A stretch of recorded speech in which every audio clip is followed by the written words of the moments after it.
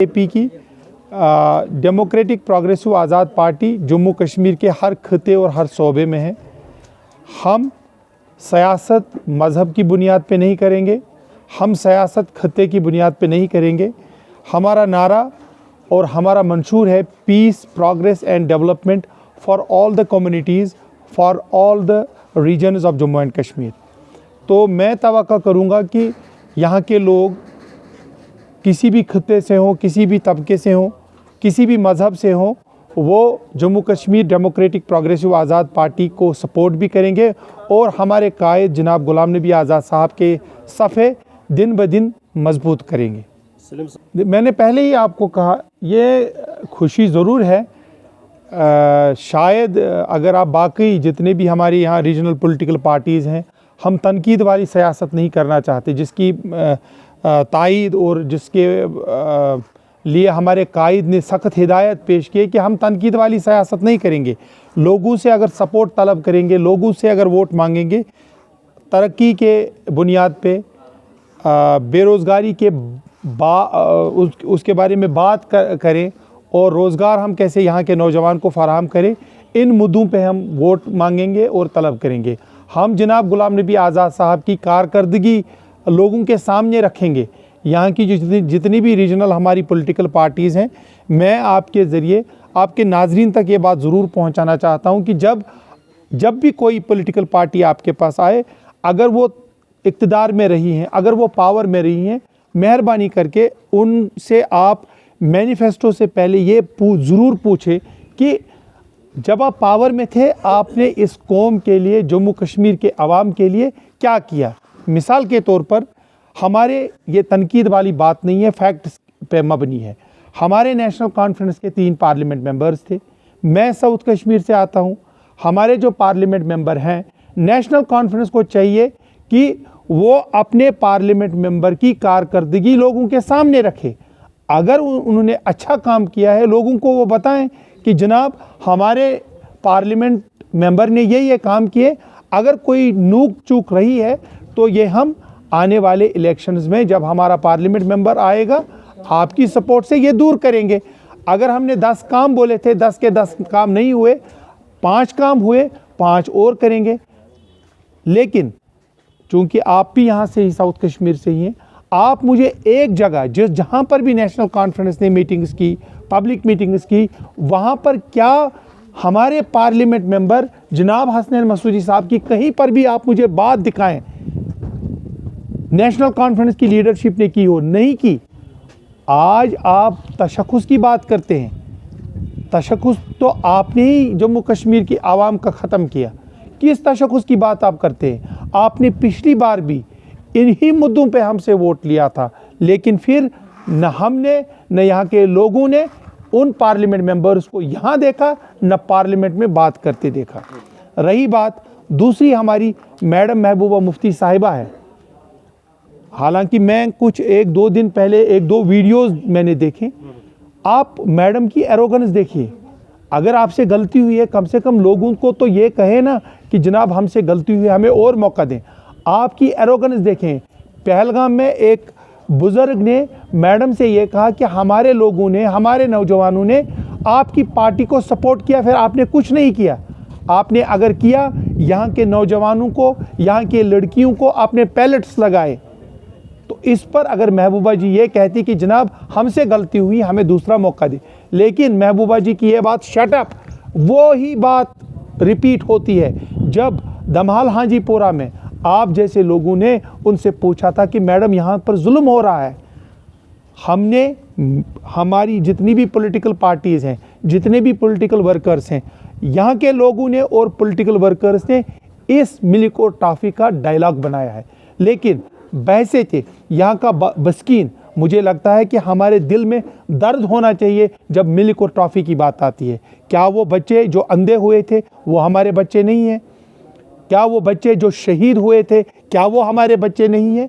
और आज भी महबूबा जी कहती है कि जनाब जब हमने बीजेपी को यहाँ लाया, ये हमारे वालिद मोहतरम मुफ्ती साहब का ख्वाब था। बीजेपी तब ठीक थी। आज जब आपने यहाँ पर यहाँ के अवाम को जुल्म किया, उस वक्त जब आप ताकत में थे। आज आप ये बोलते हैं कि जनाब हम मजलूम की बात करेंगे। अरे जनाब, जुल्म भी आपने किया, जालिमों को भी आपने ही लाया। किस तशख़्ख़ुस की बात आप करते हैं, किस नुमाइंदगी की आप बात करते हैं? और आप खुदा के लिए दो चीज़ें आप जहन में रखें, मैं आपके नाजरीन तक ये ज़रूर पहुंचाना चाहता हूं कि आया एक आम घर का लड़का सियासत कर सकता है या नहीं कर सकता, ये यहाँ के लोगों को ज़रूर जवाब देना पड़ेगा।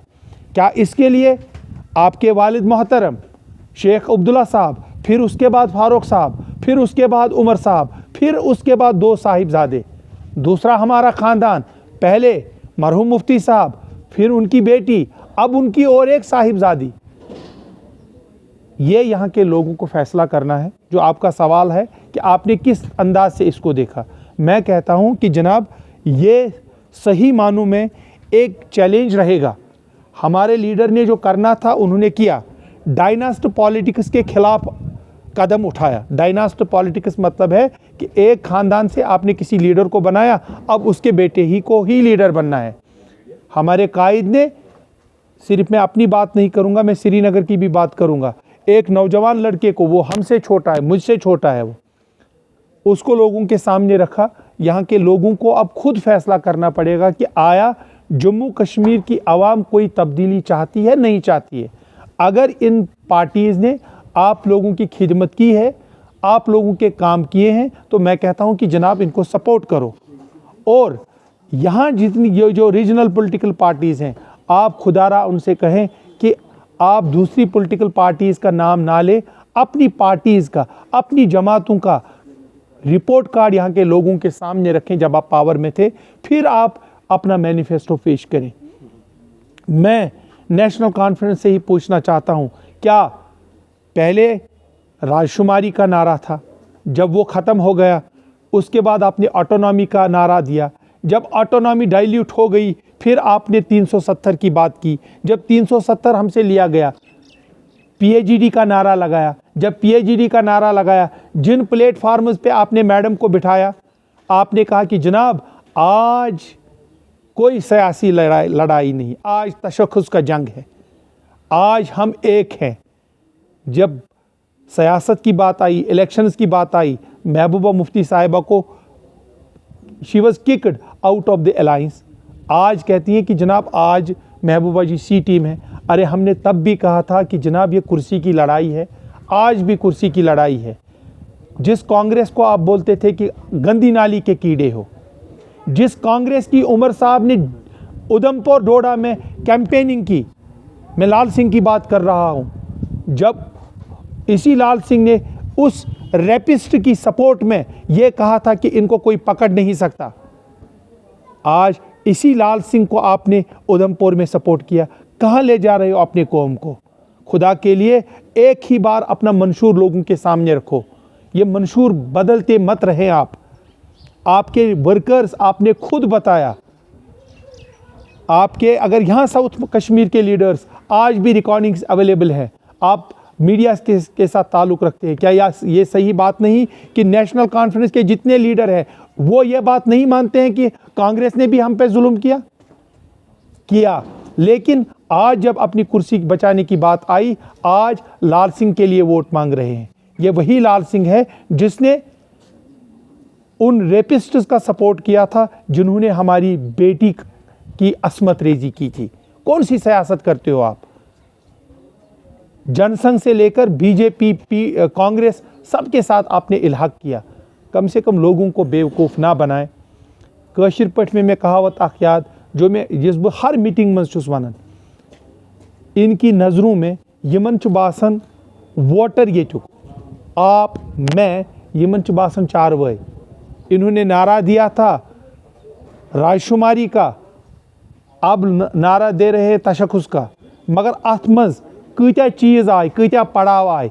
अख पड़ाव, अख नार वनतन युस नेशनल कॉन्फ्रेंसन पूर कोर। मैडम अगर वोन पीडीपी बने अम खतर कि अस बीजेपी नबर थवन, फिर इसी मैडम ने बीजेपी को यहाँ पर लाया। वहीं अगर मरहूम मुफ्ती साहबस गलती गया है, आपके घर पॉलिटिकल पार्टीज़ आई थी, आपके घर जनाब गुलाम नबी आज़ाद साहब आए थे, तिमो वनाव तम दो तमिस हे थव तो बीजेपी मेहरबानी कर नबर करो अनकंडीशनल सपोर्ट, लेकिन उस वक्त बीजेपी इनके लिए अच्छा था। मैं तवक्का करूँगा कि इंशाअल्लाह रहमान यहाँ के लोग चाहे अनंतनाग से हों, चाहे कुलगाम से हों, चाहे राजौरी से हों, पुंछ से हों, मज़हब के नाम पे सियासत या वोट या सपोर्ट नहीं करेंगे, किसी खिते के बुनियाद पे वोट सपोर्ट नहीं करेंगे, बल्कि डेवलपमेंट के नारे पे सपोर्ट करेंगे। इस नारे पे कि जनाब यहाँ के लोगों को मुश्किलात हैं, यहाँ का बिजली फीस यहाँ के गरीब को मारे जा रहा है। हमारा मंशूर, ये मैं एज पार्लियामेंटेरियन कैंडिडेट नहीं कहूँगा, बल्कि हमारे कायद ने कहा अगर जम्मू कश्मीर में डेमोक्रेटिक प्रोग्रेसिव आज़ाद पार्टी की सरकार बनती है, पहला नारा जो हमारा ये होगा कि गरीबों के लिए मुफ्त बिजली फराहम होगी। ये हमारा पहला नारा होगा। अगर एज आप पार्लियामेंट कैंडिडेट मुझसे पूछेंगे, मैं आपको यकीन दिलाना चाहता हूँ, मैं आपके नाजरीन को ये ज़मानत देना चाहता हूँ कि आपके लोगों की बात हिंदुस्तान के ऐवान में होगी, यहाँ के बेरोज़गारों की बात हिंदुस्तान के ऐवान में होगी। यहाँ की जो नाइंसाफ़ियाँ यहाँ के लोगों के ऊपर, बुज़ुर्गों के ऊपर, नौजवानों के ऊपर हो रही हैं, ये बातें वहाँ पर सुनी भी जाएंगी और बोली भी जाएंगी। जी, टफ होते हैं, इसमें कोई दो राय नहीं है। हर पार्टी आपके पास जाएगी, हर पार्टी आपसे वोट तलब करेगी, सपोर्ट तलब करेगी। देखें, काडर भी मैटर करता है, इसमें दो राय नहीं है, लेकिन पार्टी हमारी बेशक नहीं है, लेकिन हमारा जो लीडर है वो नया नहीं है। हम अपने लीडर की कारकर्दगी पे ही वोट मांगते हैं। जनाब गुलाम नबी आज़ाद यहाँ पर 2 साल और कुछ महीने चीफ मिनिस्टर रहे। हम यहाँ के लोगों को गुलाम नबी आज़ाद साहब की कारकर्दगी बताते हैं। तहसील किसने दिए, डिस्ट्रिक्ट किसने दिए, मेडिकल कॉलेजेस किसने दिए। जो काम इन्होंने 60 साल में नहीं किया, वो काम, उससे ज़्यादा काम जनाब गुलाम नबी आज़ाद साहब ने 2 साल और कुछ महीनों में किया। मुझे याद आ रहा है जुल्म पे यहाँ के लीडर हमारे, चाहे मैं महबूबा जी की बात करूँ, चाहे मैं उमर साहब की बात करूँ, बड़े नारे देते हैं कि जनाब यहाँ जुल्म हो रहा है, यहाँ जुल्म हो रहा है। जब आप पावर में थे, इक़्तिदार में थे, आपने क्या किया? PSA आपने लाए, पैलेट आपने चलाए। हाँ, मैं अपने कायद की एक बात ज़रूर रखूँगा। हमारे कायद के वक्त में जब वो चीफ मिनिस्टर थे, यहाँ पर फेक एनकाउंटर हुआ था। डिस्ट्रिक्ट अनंतनाग की बात करूँगा, उसमें हमारे लीडर, हमारे कायद जनाब गुलाम नबी आज़ाद साहब ने खुद तहकीकात की, और वो जालिम आज भी जेल के सलाखों के पीछे है। मजलूम के साथ इंसाफ किया गया और जालिमों को जेल के सलाखों के पीछे। मैं कह सकता हूं कि मैं मजलूम की आवाज़ बनूंगा, लेकिन ये पार्टियां कभी मजलूम के बारे में बात नहीं कर सकती, क्योंकि जालिम ये खुद है। मैं इसमें कोई, यहाँ के लोग जानते हैं मेडिकल कॉलेज कौन दे सकता है। ये मेडिकल कॉलेज जम्मू कश्मीर के तभी दिए गए थे जब गुलाम नबी आज़ाद साहब हेल्थ मिनिस्टर थे। तहसील और डिस्ट्रिक्ट ये सबको पता है। आप एक रेस्पॉन्सिबल जर्नलिस्ट हो, आपको ये सवाल पूछना ही नहीं चाहिए, क्योंकि इसमें ऑर्डर बनता है, ऑर्डर होता है। ये जनाब गुलाम नबी आज़ाद साहब ने बैसिटी चीफ मिनिस्टर दिए, वो ऑर्डर आज भी मौजूद है। तो कोई ये बताए कि मैंने एयरपोर्ट बनाया, उसमें कोई ये खोखले नारे होते हैं। मैं किसी की तनकीद नहीं करूँ, विजन रखूँगा। विजन ये कि एक नहीं बल्कि 2 जवान लड़कों को आपके सामने रखा गया, जो इनका कोई सियासी बैकग्राउंड नहीं है। ये दर्शाता है कि गुलाम नबी आज़ाद साहब के पास एक विजन है। वो चाहते हैं कि यहाँ पर जो फैमिली डायनास्टिक रूल चलता है उसको खैराबाद किया जाए। यहाँ के आम लड़के को, मैं आपको बताऊँ, मैं अपनी बात नहीं करूँगा, मैं दूसरे साथी आमिर साहब की बात करूँगा। एक एवरेज फैमिली से आते हैं, मैं खुद एवरेज फैमिली से आता हूँ। मुझे पता है कि यहाँ के गरीब आवाम को क्या ज़रूरत है। मेरे हमसाया को ये जो बिजली फीस में दिन ब दिन इंक्रीज़ होता जा रहा है, युवत आसमान, मुझे पता है कि अमि सत कूता अकिस मेनिस गरीब हमसायस कसा प्रॉब्लम। मुझे पता है कि ये कता बेरोज़गार लड़कों को खुदकशी, उनको रोज़गार की ज़रूरत है। आप आज भी तशख़्ख़ुस की बात करते हो। आप ये बताओ ना कि आप जब हुकूमत में थे तो कम काम करो। मैं कहता हूँ ना कि जनाब गुलाम नबी आज़ाद साहब ने मेडिकल कॉलेज दिए। मैं कहता हूँ कि जनाब गुलाम नबी आज़ाद साहब ने तहसील डिस्ट्रिक्ट दिए। मैं कहता हूँ कि जनाब गुलाम नबी आज़ाद साहब ने हज हाउस दिए। मैं कहता हूँ कि जनाब गुलाम नबी आज़ाद साहब ने यहाँ पर हॉस्पिटल्स दिए। यहाँ पर सड़कें दी। आप गिनाए ना, आपने क्या किया जो इन्होंने 60 साल में नहीं किया। मेरे पास मेरे कायद जनाब गुलाम नबी आज़ाद साहब का 2 साल और कुछ महीनों का रिपोर्ट कार्ड है, वही मैं लोगों के सामने पेश कर तच वन शैल तारक। क्या वन शैल तारक ये लुकन पता शैल तारक क्या बात रखी थी। मैं एक छोटा पब्लिक रिप्रेजेंटेटिव था, जितना मुझ तक हो सकता था मैंने किया। और अगर ऊपर वाले की मर्ज़ी थी, यहाँ का लोगों का ताउन था, मैं आपको यकीन दिलाना चाहता हूँ कि इंशाअल्लाह रहमान यहाँ के जम्मू कश्मीर के लोगों की, बिलखसूस यहाँ के नौजवान तबके की बात मैं ज़रूर रखूँगा और तवक्को करूँगा कि यहाँ के लोग बिलखसूस मेरे नौजवान साथी मेरा साथ ज़रूर देंगे। देखिए, अनंतनाग राजौरी, अभी आपने बोला था कम टाइम लेंगे, ये बहुत खींचेगा। जब डिलिमिटेशन हुआ था, मैं वसूख से कहना चाहता हूँ, ऑन रिकॉर्ड रखना चाहता हूँ कि जब डिलिमिटेशन हुआ था, मैं पहला शख्स था जिसने प्रोटेस्ट किया था। कोई किसी लीडर ने प्रोटेस्ट नहीं किया था। मैंने उस वक्त भी कहा था कि जनाब ये अनंतनाग के लोगों के साथ भी नाइंसाफ़ी है और राजौरी पूंछ के लोगों के साथ भी नाइंसाफ़ी है। देखें, आज भी हमारी जो शॉर्टेस्ट पॉसिबल हमारी डिस्टेंस है, वो आज भी वो शाहराह बंद है, मुगल रोड जिसको हम कहते हैं। अगर मैं डिस्ट्रिक्ट अनंतनाग से वाबस्ता हूँ, मुझे राजौरी भी जाना पड़ेगा। इसमें कोई शक नहीं कि हमारी पार्टी हर कोने में है, इसमें कोई शक नहीं कि हमारे लीडर वहाँ पर भी हैं, लेकिन कैंडिडेट का पहुँचना भी बड़ा ज़रूरी होता है। इतने शॉर्ट स्पेन में, चूँकि मौसम ख़राब है, तो इन हालात में, इन सरकमस्टेंसेस में मैं चाहता हूँ कि मैं अपने लोगों के पास जाऊँ, जिनसे मैं वोट हासिल करने की अपील करूँगा। उसके लिए आपके पास वक्त होना चाहिए या आपके पास शाहराह खुला रहना चाहिए।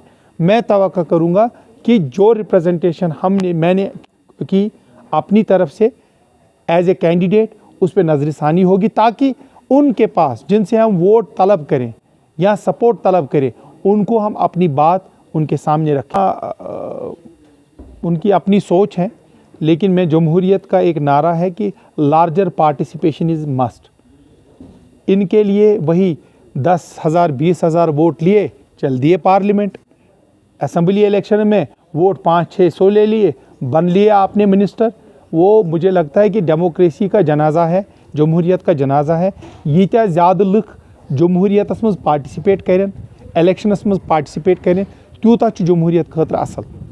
नेशनल कॉन्फ्रेंस या उनकी दूसरी पार्टी को कौन सी परेशानी है? अगर ज़्यादा लुक अत मज पार्टिसिपेट करें, या अगर हर पार्टी की बात सब लोगों के पास पहुंचेगी, चाहे वो नेशनल कॉन्फ्रेंस हो, पीडीपी हो, बीजेपी हो, कोई भी पार्टी हो, अगर वहां तक वो बात पहुंचती है, अच्छा है, मौका मिलना चाहिए। तो ये उनका मौक़िफ़ है, ये उसके बारे में वही बता सकते हैं। लेकिन मैं मानता हूं कि यहाँ के पार्टिसिपेंट्स जितने भी हमारे इलेक्शन में कूद पड़े हैं, उनके साथ साथ यहाँ के लोगों के लिए भी थोड़ा बहुत इसमें वक्त का इजाफा होना चाहिए, डेफर होने चाहिए। आखिरी सवाल, सी टीम नेशनल कॉन्फ्रेंस ने पीडीपी को कहा, आपको करेक्ट करूँगा, हम टीम्स में बिलीव नहीं करते हैं। ये उन टीम्स के कैप्टन रहे हैं, बीजेपी में मंत्री आप रहे, बीजेपी में चीफ मिनिस्टर आप रहे।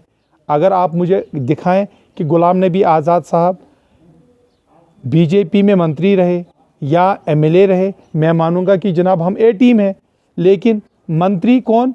उमर साहब भाजपा की हुकूमत में सिर्फ मंत्री नहीं, आज भी कहते हैं कि जनाब हमें फ़ख्र है कि हम उस वक्त मंत्री थे। हम अगर आज भी वाजपेयी जी ज़िंदा होते, हम आज भी उनके साथ जाने के लिए तैयार। फिर उनके बाप वालिद साहब फारूक साहब कहते हैं कि हमारे दरवाजे हर किसी के लिए खुले हैं। महबूबा जी, पहले वालिद साहब मंत्री बीजेपी के साथ रहे, मुख्यमंत्री चीफ मिनिस्टर, उसके बाद महबूबा जी रही। और जब हमसे 370 और 35A लिया गया, एक वाहिद लीडर जिसने बीजेपी की पॉलिसीज़ की तनकीद की, तब भी, उसके बाद भी, उससे पहले भी और आज भी, वो सिर्फ गुलाम नबी आज़ाद साहब है। गुलाम नबी आज़ाद साहब की पार्टी डेमोक्रेटिक प्रोग्रेसिव आज़ाद पार्टी है। ये उस वक्त घर में छुपे थे, अंदर बैठे थे, इनकी हिम्मत ही नहीं थी, क्योंकि सारे स्कैम्स इनके हैं। मैं आपसे पूछना चाहता हूँ कि अगर, चूँकि आज सरकार किसी की नहीं है, अगर ये बीजेपी की टीम्स नहीं है, फारूक साहब का तो क्रिकेट स्कैम प्रूव्ड है, उनको गिरफ्तार क्यों नहीं किया गया? मैं आपके जर्नलिस्ट ब्रदर से पूछना चाहता हूँ, ये सवाल आप नेशनल कॉन्फ्रेंस से क्यों नहीं पूछते हो? अगर जेके बैंक में स्कैम हुआ, चेयरमैन था, उसको जेल भेजा गया, वो उसको बंद किया गया, लेकिन जो टट्टू जिन्होंने यहाँ नौकरियां भेजी, उनके खिलाफ कार्रवाई क्यों नहीं हुई? आप क्यों नहीं पूछते हो? टीम्स तो ये हैं। अगर बीजेपी के नारे थे कि हम जनाब सफाई लाना चाहते हैं, न पीडीपी पे हाथ डाला इन्होंने, न क्रिकेट स्कैम पे हाथ डाला, न जेके बैंक स्कैम पे हाथ डाला। क्यों नहीं डाला? क्योंकि ये इन्होंने खुद, आप देखें ना महबूबा जी, बीजेपी के जो बड़े मंत्री हैं, बड़े लीडर्स हैं राजौरी पुंछ साइड से, वो कहते हैं कि हम मैडम को सपोर्ट कर रहे हैं। कम से कम ये चीज़ें तो लीडरों से पूछे ना, लोगों तक ये बात पहुंचाए। मैं और एक बार आपके ज़रिए आपके नाजरीन को अपनी तरफ से, अपनी पार्टी डेमोक्रेटिक प्रोग्रेसिव आज़ाद पार्टी की तरफ से अपील करना चाहता हूं कि आज मेहरबानी करके यमन शैल तारकन पे गस वोट दिन की आम ये थक पे रिकन गसन सगस न गसन की। मेहरबानी करके जब कोई भी पॉलिटिकल पार्टी, तनकीद किए बगैर कोई भी पॉलिटिकल पार्टी, कोई भी लीडर आपके पास आए, उनसे आप ये पूछें कि अपना रिपोर्ट कार्ड दिखाएं, अपनी कारकर्दगी दिखाएं, उसके बाद आपके नारे होंगे। बाकी शुक्रिया।